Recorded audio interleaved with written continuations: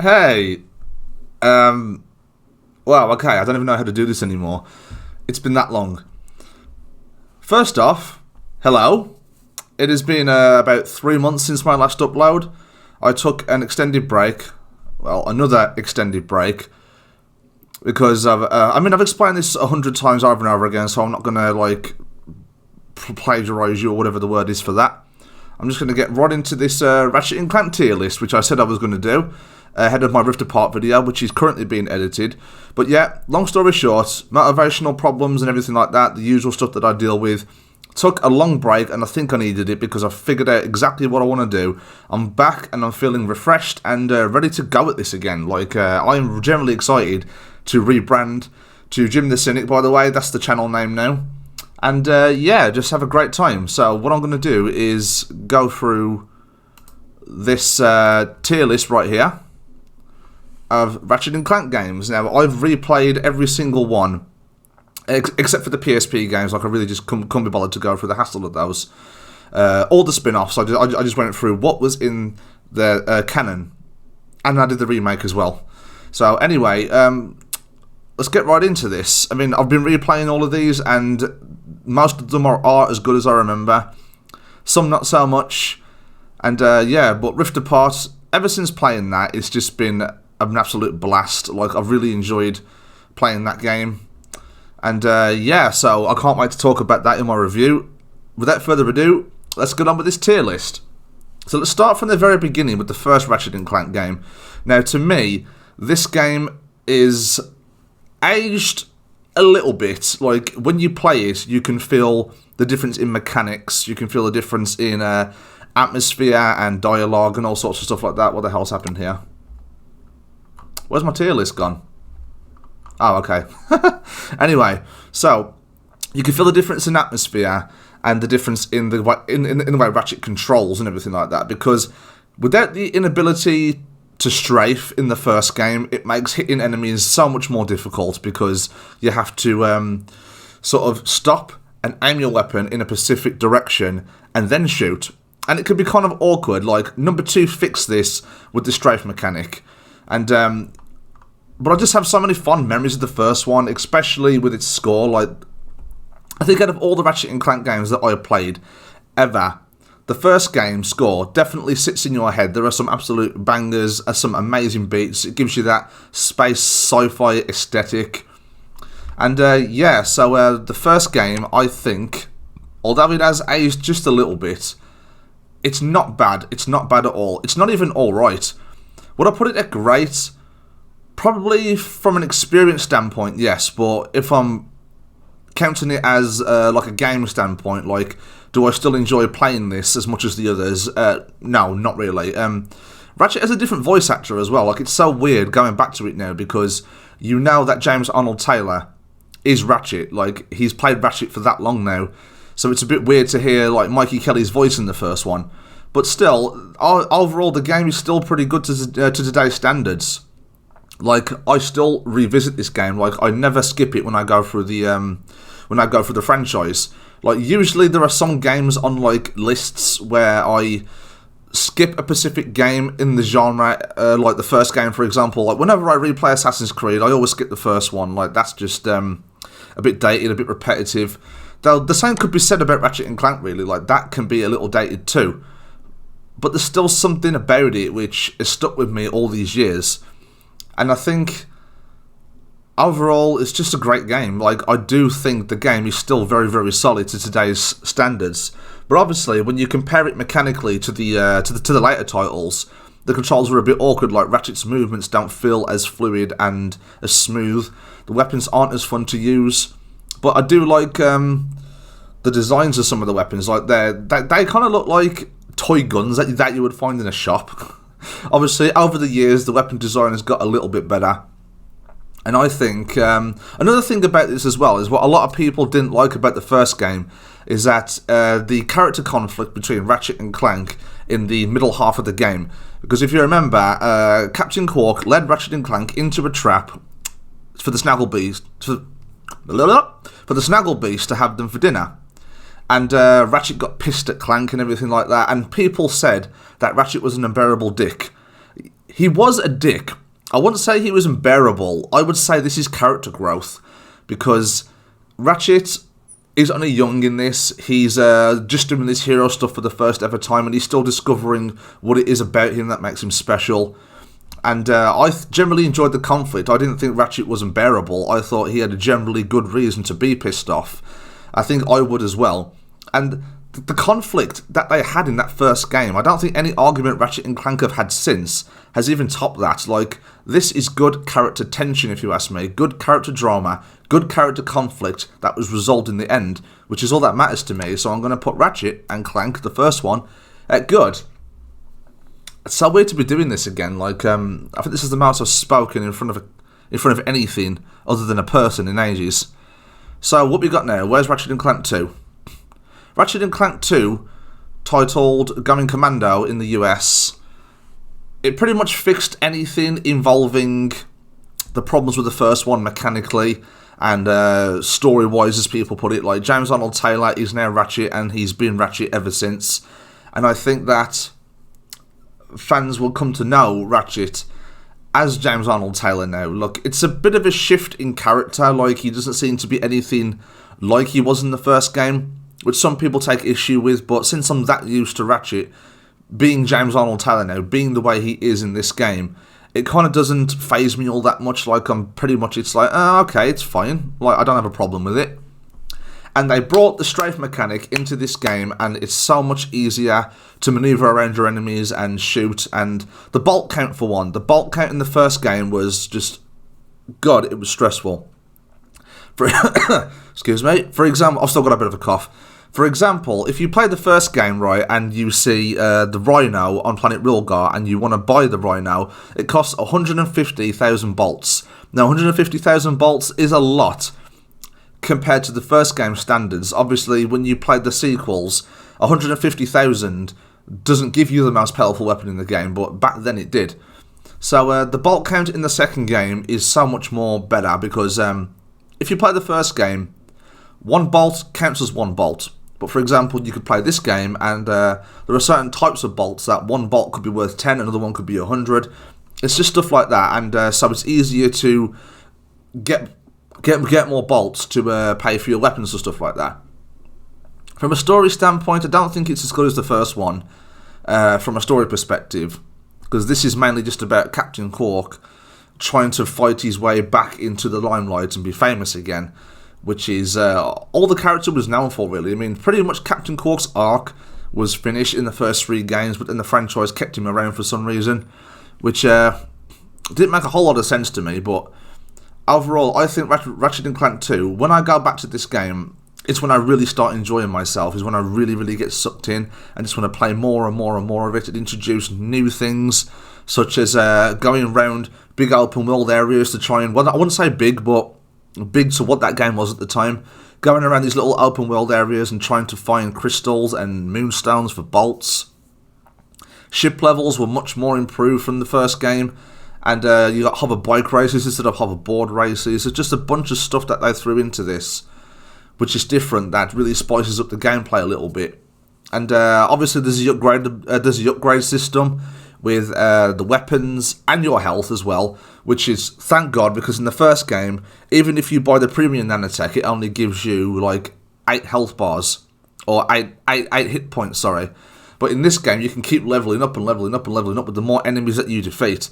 And what I find so cool about this feature is that when you're killing enemies, and then your nanotech upgrades, it sends out like a big burst of shockwave energy, and it just blows up anything that's around you. It's really fucking cool. So this is going to go down in history as the game that I've replayed more than the first one. So I think Ratchet and Clank 2 is great. It's a great game. Obviously, as you can tell, I haven't put anything at Masterpiece, because I don't think any of them are masterpieces per se, but definitely fun platform games. And the second one, it's just really, really good. I really enjoy the second one. Ratchet and Clank 3. It's so weird, like, the title changes in some countries, because in this country, it's called Ratchet and Clank 3. In the US, it's called Up Your Arsenal. And it's so weird, like, up your arsenal. Like, what's not to understand about that? Like, I understand what that means. Arsenal basically means an arsenal of weapons, right? And the weapon, and it's up yours. You know, like, I'm going to blow the living shit out of you. Like, that makes sense to me. That title. Going Commando, on the other hand, I mean, I'm pretty sure going Commando means you're not wearing underwear. At least it does, like where I'm from anyway. I'm not sure if anywhere else in the world has that same thing. I don't know. Let me know. But yeah, Ratchet & Clank 3. I think that was actually one of my favourites for a very, very long time. I think that it didn't change much from the second one. It pretty much had the same engine as the first one. Second one, sorry. With the upgradable systems, the weapon upgrades and everything like that. But this time, the weapons don't just upgrade once, but they can upgrade like 5 times, which I thought was a really, really cool feature, because instead of like, because in the second game, you could go to Slim Cognito and you could buy like mods with platinum bolts for your weapons. And that was a really cool feature. Like, I always liked buying the shock mod for whatever weapon that I had, because, you know, just electrocuting enemies at the same time is just, it's really cool. This game, however, sort of changes the mods of the weapon as it upgrades automatically to save you paying gold bolts, or in Ratchet & Clank 2's thing, it's called platinum bolts. But yeah, like, now you don't have to pay gold bolts to upgrade your weapons. They're used for like costumes and stuff instead. And the mods basically change as you upgrade your weapons. And I thought that was a really cool feature, because you can feel the gun getting more and more powerful the more you upgrade it. But then when it gets to level 5, it doesn't feel like the weapons are obsolete. Like, for example, in the second game, you start off with 2 weapons, the Lancer and the Gravity Bomb, right? You upgrade them to the Heavy Lancer and the Mini Nuke. Now, both those weapons, in particular the Lancer, especially the Lancer, it feels like a piece of crap compared to what you'll get later on in the game, because later on in Ratchet 2, you'll get stuff like the Bouncer and the Plasma Coil, and they're just so much more powerful, you won't even feel a need to use the Lancer anymore. Ratchet & Clank 3 doesn't do that. It still makes the old weapons feel just as powerful in some aspects, but it doesn't... You can definitely tell there's a decrease in power, but it doesn't make it feel like it's obsolete either. So, for example, the pistol weapon that you get in Ratchet & Clank 3 is called the N60 Storm. You can upgrade it to the N90 Hurricane. Now, the N90 Hurricane doesn't feel less powerful, and... Sorry, it doesn't feel like complete shit, even if you get stronger weapons further on in the game, if that makes sense. So that's what I really like about this game. Like, your weapons still feel like there's a purpose in them, like you could still use them for something. And Dr. Nefarious as well, obviously, makes his first appearance in this game, and the dude is just hilarious. I love Dr. Nefarious. I mean, I think pretty much at this point in the franchise, people have made him a complete joke. Like, well, sorry, Insomniac have made him pretty much a joke. Like, he gets his arse handed to him pretty easily, when there was always this striking, menacing thing about him in the first one. Ratchet & Clank 3, there was a striking menace about him in Ratchet & Clank 3, which is not really there as much in the later games. So, Jesus Christ, it really has been a long time, hasn't it? Because I really can't talk. Don't drink that shit, it's bad for you. Ratchet & Clank 3, I'm definitely going to put it at great. I think it's... I think overall I return to the third one a little more than I do the second. But they're kind of on par with each other. It's really difficult. Unless I actually like sit down and really think about what I want to do and rank these games, which I may do one day. But I've got a lot of stuff scheduled at the moment, which I really want to get round to. So that's not going to be for a long time yet. I might have to replay the games again in future to actually come up with an opinion like that. This is just a tier list. Like, I'm pretty much just sticking the games in front of me and thinking, this is what I'm going to do. So anyway, let's move on to the fourth game, Ratchet Gladiator, titled Ratchet Deadlocked in the US. Another title change, which is interesting. The name Ratchet Deadlocked just sounds cooler to me than it does Gladiator, even though it is about gladiators. I don't know, both titles are pretty cool, actually. I don't know, what about Ratchet Deadlocked Gladiator? No. Anyway, this was a bit of a ballsy move on Insomniac's part, because they basically removed Clank from the title. I mean, Clank's in the game, but he serves more of a mentor, like a guy behind the scenes, you know, like you see in films where there's like a guy running out into the action, then there's a guy in his earpiece just telling him where to go. Or as Spider-Man Homecoming put it, guy in the chair. That's what Clank is, guy in the chair. And it was a pretty ballsy move on Insomniac's half by removing that aspect. Like, this is very much a game about Ratchet and just Ratchet. Like, without Clank's abilities, you can't, like, do your helipack moves anymore, like your stretch jump, your glide feature and everything like that. But you are accompanied by two little battle bots called Merc and Green, and they're really cool. The more you upgrade them, the better, because their weapons just become better and everything like that. And it really shows a teamwork aesthetic in it, because these two robots are pretty cool, because they literally can put a shield around you while you're trying to do something. You can revive them, you can get them to kill enemies for you while you're trying to do something else. It's all about teamwork in this game, and it's pretty cool. And I definitely recommend playing it on multiplayer, because me and my mate Ryan play Ratchet Gladiator on multiplayer sometimes, and we generally just enjoy it because it feels more like teamwork.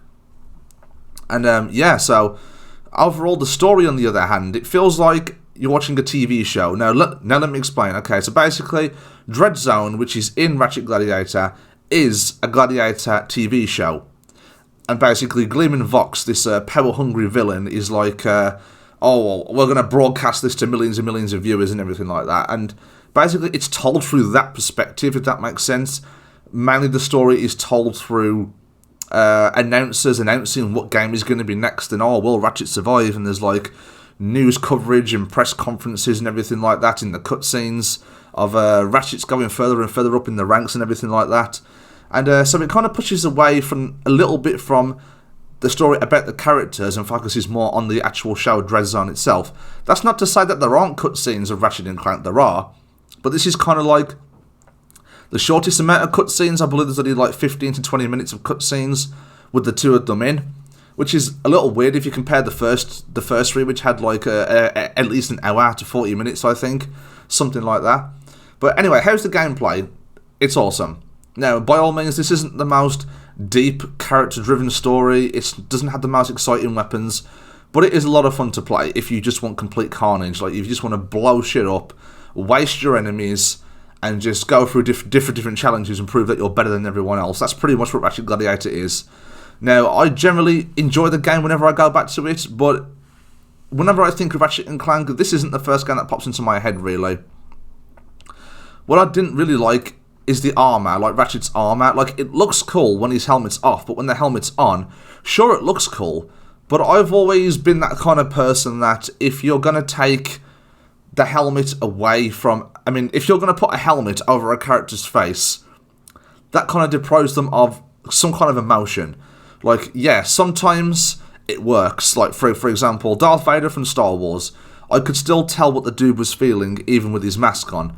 But when it comes to Ratchet and video game characters in particular, I always prefer something not covering their face, which is what a lot of these games do, actually. They actually put helmets over his face quite a lot for like later upgradable armors that you can get and stuff like that. But luckily, for Ratchet Gladiator, there is an option on the pause menu where you can remove the helmet and play through the entire game without it, and it won't make the game any less difficult for you, depending on what difficulty you're playing as, and if you're good at the game in general. So I think Ratchet Gladiator, it's good. It's good. I really like this game. Not the best. First three are definitely better, but yeah, I do like this one. Bit of a change, obviously, from standard platforming. It's gone all in on the action in this game. And pretty much, yeah, Ratchet Gladiator is a decent game. So, anyway, next we've got Ratchet and Clank Size Matters. Now, this is actually, this photo anyway, is box art from Ratchet and Clank Size Matters on the PS2. But I couldn't find a high quality version of the PSP version, but it's the PSP version that I played. Now, I'm going to stick this straight at the bottom. I don't think the game is good. Like, I think there's limitations when it comes to games on a handheld system than it does on an actual big screen. I mean, obviously, I'm not too sure on the Nintendo Switch, because I think the Switch maybe fixed a couple of these issues, but when it comes to the PSP anyway, there were two back buttons removed. I mean, for example, like, if I just get my PS5 controller for a second. For example, back buttons like this were missing on the PS2. PSP. And so it was like a bit awkward to move him around and stuff like that, and a bit awkward to do a lot of things in it, actually. Now, one of the main issues I have with this game is how expensive the fucking weapons are. Like, it's ridiculously expensive. And I don't mean like Ratchet & Clank 1 Rhino expensive. I'm on about you will be grafting and grafting and grafting for a lot of bolts just trying to get the weapons that you need. The final boss, which is Emperor Otto Destruct, he's basically almost unbeatable unless you have quite a lot of weapons in your arsenal. I mean, I even had the fucking Rhino. I think it was the Rhino 4 or something like that. I don't know. Anyway, the Rhino version of Size Matters it feels like a piece of crap, because I mean, I'm firing all these rocket sets at Otto Destruct, and his health is barely going down, and it's like I died so many times from that guy. I mean, I only won by like pure sheer luck in the end. There is the option now of buying the PDA, which the PDA is basically something that has been a part of the franchise since the first game. It's been a part of the franchise since the first game, and you basically use this PDA to refill your ammo wherever you are. You don't have to go to a weapons vendor or anything like that. You can just refill your ammo on the spot. So it's really, really useful when you have the bolts. But the bolt system in Size Matters, it fucking sucks, especially for the standard of the weapons. The weapons don't feel good to use. They don't feel powerful. The costume features are pretty interesting, but I'll talk about that in a second. Anyway, I remember when I was facing the final boss in this game, and he basically wiped the floor with me all the time. So whenever I ran out of ammo, I would load up the PDA, buy more ammo, and refill my guns, only to run out again. But since ammo is so expensive, it even costs extra when you buy the PDA. So PDA ammo is more than normal vendor ammo. And I found myself running out of bolts again and again and again, so I'd have to leave the boss battle, go back to the earlier levels, graft for more bolts, and then try again. And it just took so many goddamn tries. And it wasn't like I could just retry the boss over and over again, but because I had no fucking ammo or bolts to even face him, to have any chance of beating him, I had to go back and just graft for more and more bolts, and it's just so annoying and time consuming. And oh my god, it's one of the games that I just can't be bothered to play again, because it's just so awkward and borderline unfair at times. The story, on the other hand, is not very good either. I mean, it's, you know, I can't even be bothered to talk about it anymore. It's just play. It's a play game, like, yeah. But you can play all the Ratchet games, skip this one, and obviously nothing in the story will change. It's just basically that. So anyway, what was next was Secret Agent Clank, the Clank spin-off. That's also bad. Similar issues to Size Matters in terms of the the limitations on the PSP. They tried to make it a little more of a stealthy sort of game. And so, like, sneaking around corners and stuff like that, which is pretty cool. I mean, if you could do it with Sly Cooper, surely you can do it with Agent Clank as well. What doesn't make sense to me is that Agent Clank is supposed to be a secret agent in this game, right? But here's the issue that I have. Secret Agent Clank is a character on a Holovision TV show in Ratchet & Clank 2, 3. And it's really famous. In fact, the Secret Agent Clank TV show is so famous, even Dr. Nefarious knows about it. So it's like, to me, he can't be secret if everybody knows who he is. So how the hell does that work? And there's like these Ratchet levels where he's in prison because Ratchet got framed, and there's one level where you have to fight thugs in a shower and Ratchet's got a towel around him. And the worst thing imaginable happens is when you're playing this level and Ratchet's towel falls off. And you can see like a blurred censored square covering where his crotch would be. Yeah, the game's just overall not very good. I mean, I'm not going to waste too much time. I'm already 20 minutes into the video. And I'm not even on the Future Saga yet, so moving on. Ratchet & Clank Tools of Destruction. Tools of Destruction is alright. Now, why I'm calling it alright is because By overall, I thought the story was pretty good. I mean, it dives a little deeper into our characters, into where Ratchet's family are, into Clank and the Zony and everything like that. But there's something, it just, again, it feels awkward to play. Fun, but awkward. Ratchet's movements feel a bit slower, and I think it's because this ran on a different sort of engine. I'm not really sure. It's not like they used game code from the first couple of games and then revamped it into this one. It's like different code entirely, as far as I know. And so Ratchet's movements feel a lot slower. The weapons are cool looking, interesting to use, but they don't feel powerful. It's like, I can't tell you the amount of times that I ran out of ammo. Like, same issue with Size Matters, just not on the same scale. Like, there's always enough bolts to refill your ammo and everything like that. But the weapons just run out very, very quickly, and they don't feel powerful to use. This is the first game that introduced like the feature of Raritanium to upgrade your weapons as well, which is obviously pretty cool. Obviously, in the first couple of games, it was all like gold bolts and mods and stuff like that. But this one, you use Raritanium, which isn't so rare anymore in the franchise, if you ask me. Like, I've collected a shit ton of Raritanium, so it's not rare at all. It's like Commonitanium. Anyway, okay. Is it bad that you laugh at your own jokes sometimes?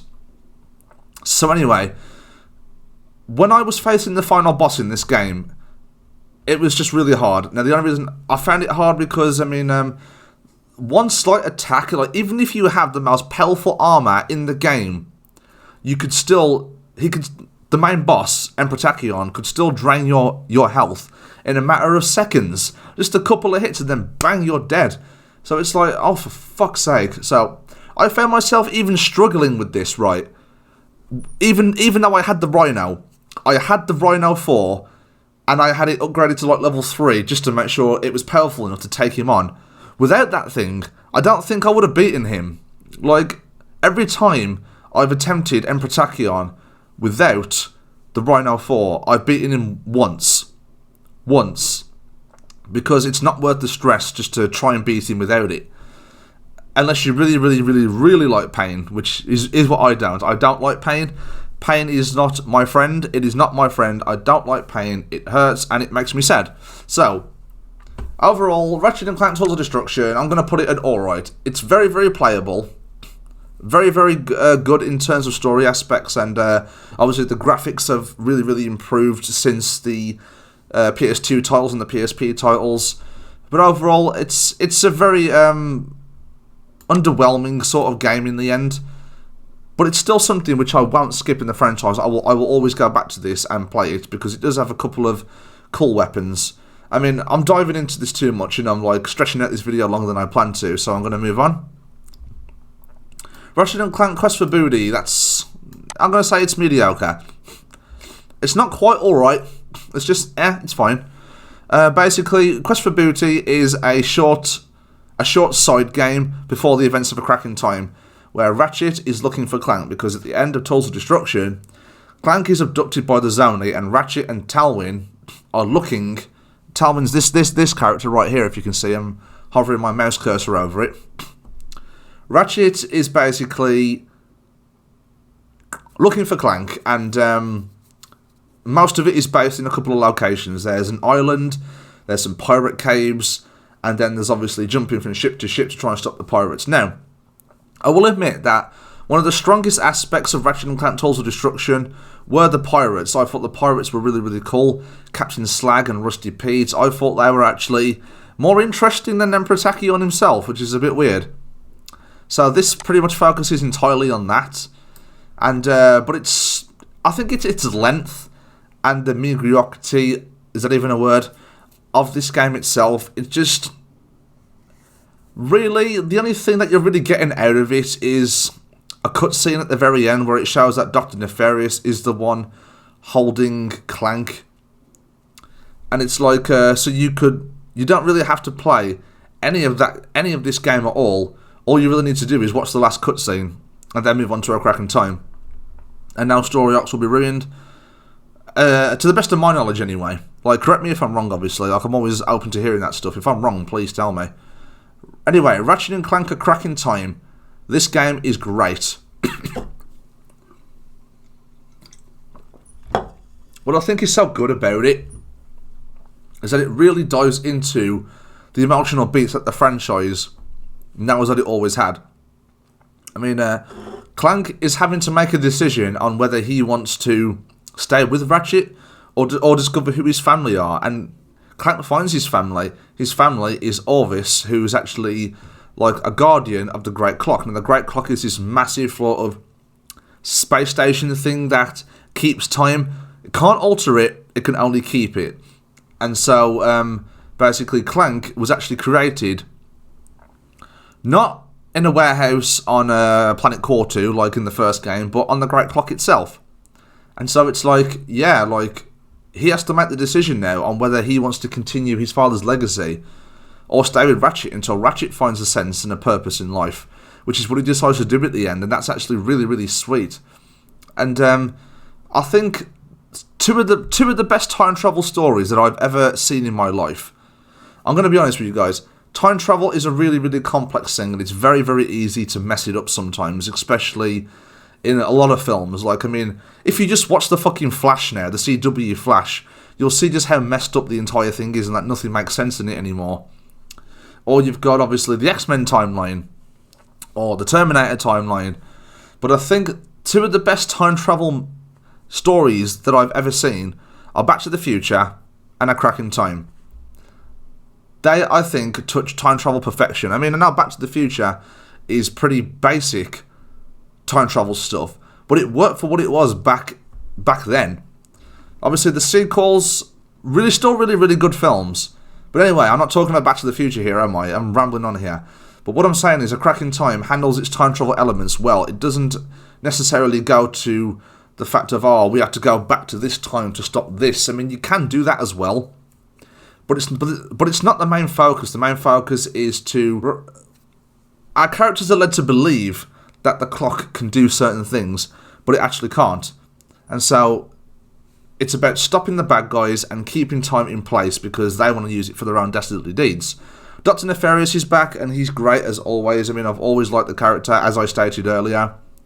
Weapons feel really good to use. I mean, this time you get like 3 different special weapons which you can upgrade with constructile mods. Now, I wish the constructile mods were on every single weapon and not just the shotgun, the bomb glove looking one, and obviously the pistol. But yeah, overall, A Crack in Time, I think it may be my favourite in the franchise. I'm still struggling at the moment because Rift Apart was so good, Ratchet & Clank 3 is so good, Ratchet 2 is so good, it's just so difficult to pick. But yeah, I think definitely A Crack in Time fits it great. It's one of the best Ratchet & Clank games ever. Ever. And one of the best time travel stories ever. Period. My opinion, obviously. Right, I'm going to go through these next couple as fast as I can because it's like 30 minutes into the video and I don't want to bore you guys. If you're still here, I really appreciate that. So anyway, fuck's sake, stop doing that. Anyway, so next up on the list is Ratchet & Clank All for One. This game's bad. The game is okay if you're playing with a friend because the game was all built around multiplayer. Now, I think Insomniac made a promise to executives years and years ago that they were going to use a multiplayer format in one of the Ratchet games. I think it was 3 or something like that. Or no, Tools of Destruction, sorry, and they never did. So Insomniac were like, ugh. And so they finally made one. And it has no relevance to the story. Nothing whatsoever. The only interesting thing about it is that you can play as Ratchet, or Clank, or Quark, or Dr. Nefarious. You've got 4 additional characters to play as, and they all pretty much feature the same thing. You know, they have like their melee attacks, they have the same sort of weapons, but the weapons just feel really, really annoying to use because it's like... you can't just blast your way through stuff anymore, like you have to... lock your weapons together. Like if you're playing with a friend or the NPCs on your team, you'll be shooting bullets at the same target at once, and then there's this meter that builds up, and when the meter hits like full, then the enemy blows up, and it's just like, oh, for God's sake, can't you just blow up? And it just doesn't feel satisfying to use. I mean, I'm not saying that every weapon needs to be overly powerful and stuff like that, but it's pretty much like that. Like it just feels really, really boring. I mean, the games are boring. The level design is not interesting to look at. it's just a really bland game. But if you play with if you play with a friend or a couple of friends, you could find enjoyment out of it there. But playing it on your own, it's just boring. And I think I've gone through the game once on my own, and it was just really, really underwhelming. Ratchet and Clank Q-Force is also bad.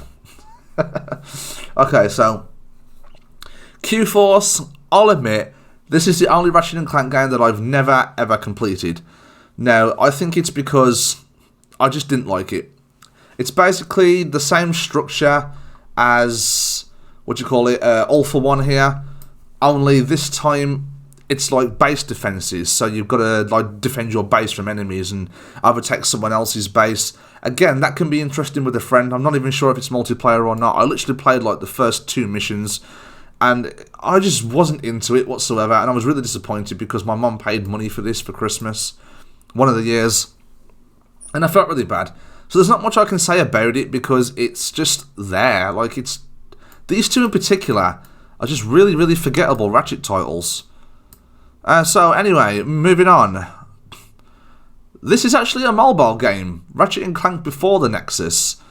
It's alright. Like, I'm not the biggest mobile gamer in the world, but I think that playing this game, you can get enjoyment out of it if you're just like, if you're on like a long train journey, a long coach journey, you're on your way to work or something like that, you're on your way to London for the day, and it's going to take hours to get there. You can just pop this on, and it's basically a little like Sonic Dash, which is like the character runs directly, a bit like Temple Run. Obviously, everyone's played Temple Run at this point, and then you can like swipe left or right to jump onto different grind rails and stuff like that. It's quite fun to use, but it's not something that I find myself going back to much. Oh, I just kicked my cat. I'm sorry. I'm sorry. I hope he's okay. Yeah, he's basically sitting under my legs. That's why I ended up kicking him. He's fast asleep anyway. Anyway, so yeah, it's alright for that aspect, but obviously, again, you don't really have to play this to understand the next one. Ratchet and Clank Into the Nexus, titled simply Nexus in the UK, is also alright. Now, I think my main issue with this game is its length, because it's like, you'll play it, you'll get it. Imagine, right, it's Christmas Day, you get this game, you open it up, you play it, and then you beat it that very same day. It's like, is that it? Is that it? That's basically the feeling I had of this, because it's just so short. Like, everything to like about a Ratchet game is there, mechanically, weapons and everything like that. It's all there. There's an interesting kind of story, but it's not stretched out long enough. The game is nowhere near long enough for you to care about what's going on. So much more could have been done with it. But I think the fact that there's only like 4 planets in this level, did this game compared to like the 9 or 10 in other games, it's just really, really underwhelming, and you can beat it within like a day, which is what I did. Every time I play Nexus, I beat it within a day. It's just that simple, and it's that quick. So I don't really know what else to say about it. Probably the weakest villain as well, like Mr. I is this big massive monster, and who doesn't really talk all that much. Like, they set up quite an interesting villain at the start with Vendra Prog, and but then it does nothing with that, like nothing. It's like she's not the actual bad guy, everyone. Ooh, plot twist. But I think it would have been so much more fun if they just kept the idea of that to that. Like, keep Vendra Prog the bad guy, and maybe she is trying to open the Netherverse to bring all these people here. I know that's basically what the story was anyway, but I'm saying, like, she's not under the influence of Mr. I. Like, she is the bad guy. That would have been pretty interesting. But I also do like that they made Vendra Prog kind of a redeemable villain as well. Like, I've always been a sucker for those kind of stories, a redeemable villain. But it's kind of like, at the same time, make it about her. Like, make her the antagonist, even if she does turn good in the end. Keep her that way. Like, just keep her as the main focus. Ratchet versus Vendra. Like, forget all this Netherverse shit and stuff like that. But overall, it's an okay game. Like, that's why I put it at alright. It's not quite mediocre, but yeah, it's alright. It's alright. I'm just going to put it there, right? 2 games left. We have the Ratchet and Clank remake. Now, despite me saying, like, I don't really like the game all that much, because I don't, if I'm being real, I can't put it at mediocre, because mechanically it does play really good, and graphically it is pretty good as well. So I'm just going to put it at alright. But I would definitely favour playing like Quest for Booty over the remake, because it's kind of like, I mean, come on, it's a remake. We've seen this 100 times over with games and media, movies and shit like that, where they make a remake of something, try and tell the same story again, and then it just doesn't have shit on what we had before. Like, this is basically what it is. Like, I do plan on going through the game's movie, because this is actually a game based on the movie. And that movie is also pretty terrible. There are so many story beats in it which don't work, which don't make any sense. And basically, what bothers me is that in this game, the in-game cutscenes or dialogue or whatever, they just feel so lifeless. Characters are just standing there, like, talking to each other with blank expressions on their faces. And then it goes to an actual cutscene, but the actual cutscene is part of the movie. It's like scenes from the movie. So it feels really disjointed in places, and I don't know, man. It's like, since I have so much appreciation and love for the first game, this is pretty much a fuck you to it. Like, I don't know what else to say. The only thing I do like about it is that it has pretty cool weapons, like the Pixelizer is one that I like. But I also don't like how they slapped all these celebrities' names on it. Like, if you look at the front cover of the damn film, for example. In fact, you know what? I would show you, but I don't want to get up and disturb my cat. So, basically, on the front cover of the film, in fact, I'll put an image right here. On the front cover of the film, it says Sylvester Stallone or Bella Thorne, blah blah blah blah blah, Paul Giamatti and stuff like that. Okay, that's pretty cool and everything like that. A good marketing technique, I suppose, but James Arnold Taylor, David Kaye, and Jim Ward, who play Ratchet, Clank, and Quark, are the main characters. I mean, are you trying to sell your movie off more by putting, like, all these celebrities in your fucking poster to say, like, oh, Sylvester Stallone's in this film, I have to watch it now, right? Bella Thorne's in this film, I have to watch it now, right? It's just... I'll dive into it a little more when I do my review on the film, but that's basically how I felt about this game. I just don't like it. It really, really, like, takes a huge turd on this original one here.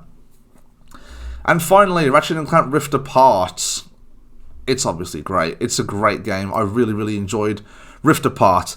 Now, I'm not going to talk too much about it, because obviously I want my thoughts to be expressed in my review when I release it in a few weeks, hopefully.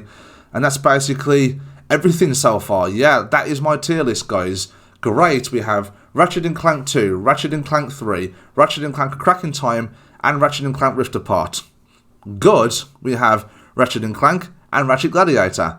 Alright. We have Ratchet & Clank Tools of Destruction, Ratchet & Clank Before the Nexus, Ratchet & Clank Into the Nexus, and Ratchet & Clank the 2016 remake. Mediocre, we have Ratchet & Clank Quest for Booty, and bad, we have Size Matters, Agent Clank, All for One, and Q-Force.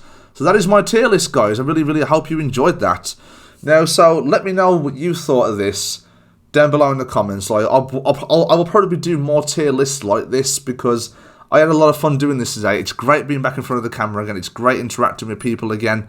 And yeah, this is a great way to fill in some of those gaps, because there's a lot of stuff which I need to catch up on, and editing is hard. So more tier list videos could probably fill in those gaps. I really don't know. I'll figure out what I want to do. But in the meantime, everybody, thank you for watching. If you like what I do here, consider clicking that subscribe button. I really appreciate it. Remember, it's not just a game, it's an experience. Take care, everyone, and have a good day.